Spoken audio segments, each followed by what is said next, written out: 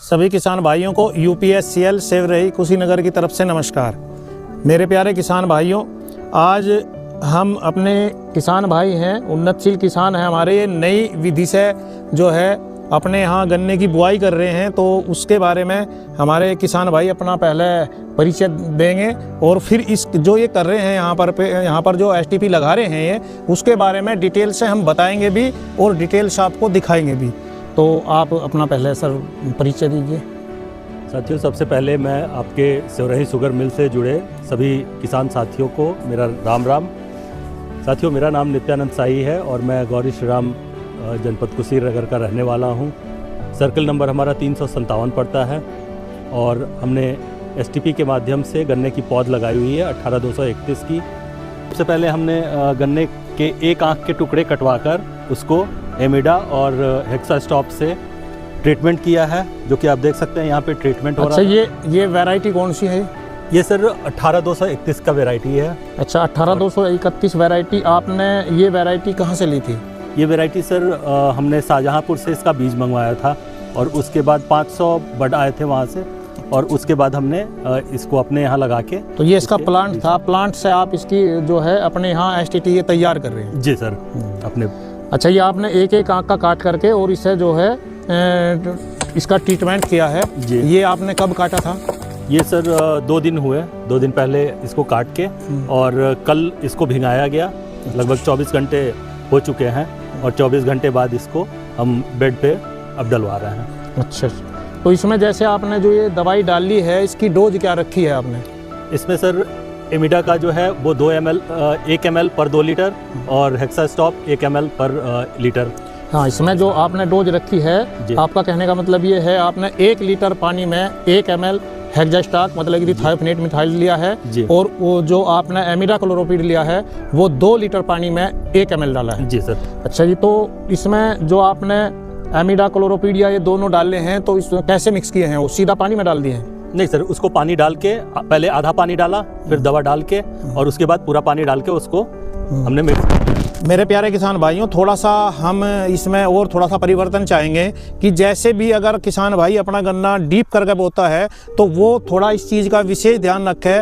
जैसे अगर हम 0238 वैरायटी है या अन्य कोई भी वैरायटी है तो उसे अगर हम उपचारित करते हैं तो अपना घोल पहले अलग तैयार करना चाहिए। जैसे अगर आपने कोई भी दवाई मिक्स करनी है तो उसके लिए 10 लीटर पानी हमें अलग ले लेना चाहिए और अलग लेकर बाल्टी में उसमें हमें वो घोल बनाना चाहिए। जैसे अगर हमारे पास में ये 100 लीटर पानी है तो अगर हमें थायोफेनेट मिथाइल उसमें डालना है तो 10 लीटर पानी लेंगे और उसमें 100 ग्राम का पैकेट ले गए, उसे अच्छी तरीके से उसमें मिक्स कर लेते हैं और उसे मिक्स करने के बाद में जो हमारा पानी जिसमें हमने पानी इकट्ठा किया है उपचारित करने के लिए, उस घोल को फिर हम उसमें मिक्स कर देते हैं। उसमें मिलाने के बाद में तब हमें उसमें गन्ना डीप करना चाहिए। ये इसलिए करना चाहिए क्योंकि अगर हम सीधा अपना इसी पानी में कोई भी दवाई अगर मिक्स करते हैं तो वो पाउडर है, थायोफेनेट मिथाइल एक पाउडर है, जैसे ही आप उसे डालोगे तो वो कुछ नीचे पॉलीथीन पे नीचे चिपक जाता है, तो वो अच्छी तरीके से पूरा हम उस दवाई का बेनिफिट नहीं ले पाते।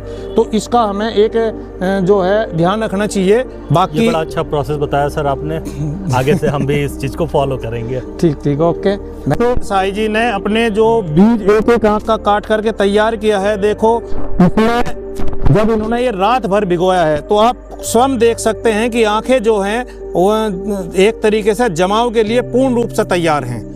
तो ये भिगोने का हमें ये फ़ायदा होता है क्योंकि इसमें जो मिठास है, एक तरीके से शक्कर है, वो पानी के अंदर चली जाती है और जो गन्ने का आपने देखा होगा ऊपर का हिस्सा अच्छा जमता है। यही कारण है कि उसमें मिठास कम होता है, शक्कर कम होती है।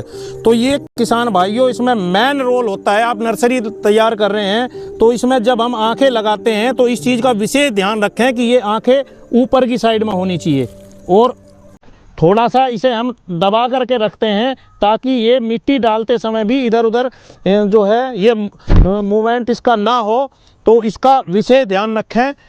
जैसे हमारे नित्यानंद साई जी ने, ये देखो छोटे हमारे जो किसान हैं, जो कम जोत के किसान हैं, उनके लिए ये बहुत अच्छा इन्होंने विधि बताई है कि अपने खड़े ही गन्ने में आप जो है अपने जो दूसरे खेतों में हमें अपना जो गन्ने की बुआई करनी है तो उसके बीच में हम ऐसे नर्सरी अपनी तैयार कर सकते हैं।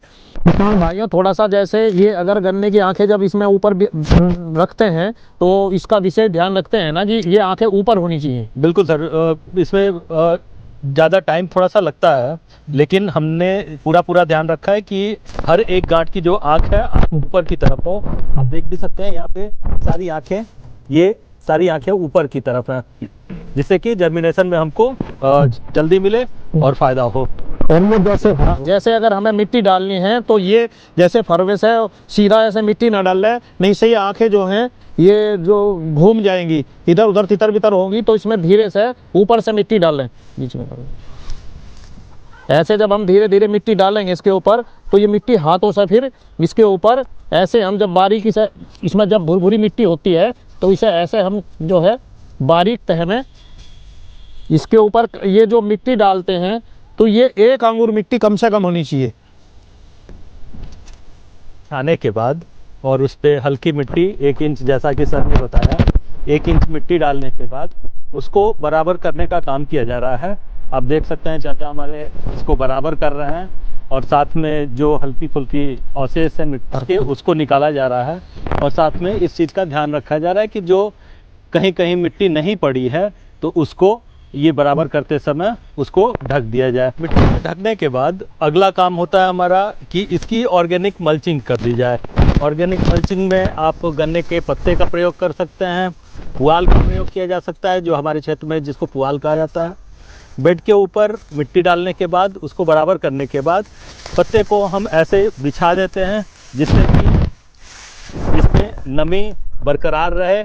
ऑर्गेनिक मल्चिंग करने के बाद हमने ऊपर से प्लास्टिक शीट डाली हुई है, जिससे इसका टेम्परेचर और नमी दोनों अंदर बरकरार रहे। सर के दिशा निर्देश में हमने ये मल्चिंग शाम के समय लगाई, जिससे कि दोपहर में आजकल धूप हो जा रहा है तो धूप का टेम्परेचर जो है वो मेंटेन रहे, क्योंकि सुबह अगर लगा देते हैं तो उस समय शीत रहता है, मौसम ठंडा रहता है, टेम्परेचर नीचे रहता है, तो वो टेम्परेचर नहीं मिल पाएगा जमाव के लिए गन्ने को। ऐसे एक एक आँख का गन्ना बोना बड़ी सावधानी रखी जाती है, क्योंकि वो बच्चे के तरीके से जैसे अपने घरों में हम अपने बच्चे को रखते हैं, सेम एक आँख का जमाना भी इतना ही कठिन है जैसे हम बच्चे की सेवा करते हैं।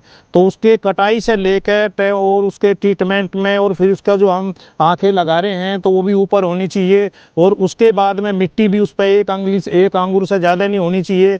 और फिर मल्चिंग की है तो उसका भी थोड़ा अच्छे तरीके से हमें मल्चिंग जो है करनी चाहिए। और फिर जब हम इस पर ये पॉलीथीन डालते हैं तो किसान भाइयों इसका विशेष ध्यान रखें कि जब इस पर ये पॉलीथीन डाल दी जाती है तो इसका जो समय है वो दोपहर में जब धूप हल्की सी ढलने लगती है तो उस टाइम हम इस पर डाल करके इसे बंद कर देना चाहिए साइड में मिट्टी से दोनों तरफ से, क्योंकि इसमें जो है वो जो उसका टेम्परेचर है वो मेंटेन रहता है तब तक कि, क्योंकि हमारी जो मिट्टी है जो पत्ती है वो गर्म रहती है।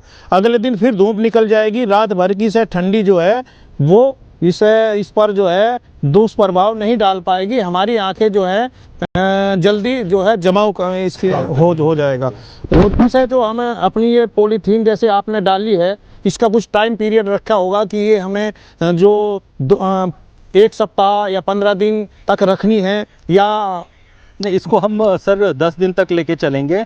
10 दिन के बाद पॉलीथीन का जो कवर है इसको हटा दिया जाएगा।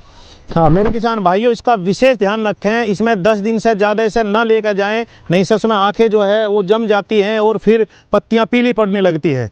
तो उससे बचने के लिए क्या है कि हम इसे 7 दिन या 10 दिन अधिक से अधिक इस पॉलीथीन को रखेंगे। इसके बाद में इस पॉलीथीन को हम इसके ऊपर से हटा देंगे। सर अब ये जो साहिल जी हमारे नवयुवक किसान हैं, हमें अपने ऐसे किसान भाइयों की ज़रूरत है जो नए तरीके से नए विधि से गन्ने की बुआई करते हैं। तो इनके कारण ही बीज इसमें कई चीज़ें हमें अच्छी मिलेगी, बीज को बहुत कम लगेगा हमारा, जो हम उसी पौधे को ट्रांसप्लांट करेंगे जो हमारा जमा हुआ है, तो हमारे खेतों में कहीं गैप नहीं होगा, और जब गैप नहीं होगा तो हमारी पैदावार निश्चित रूप से जो है बढ़िया पैदावार मिलेगी।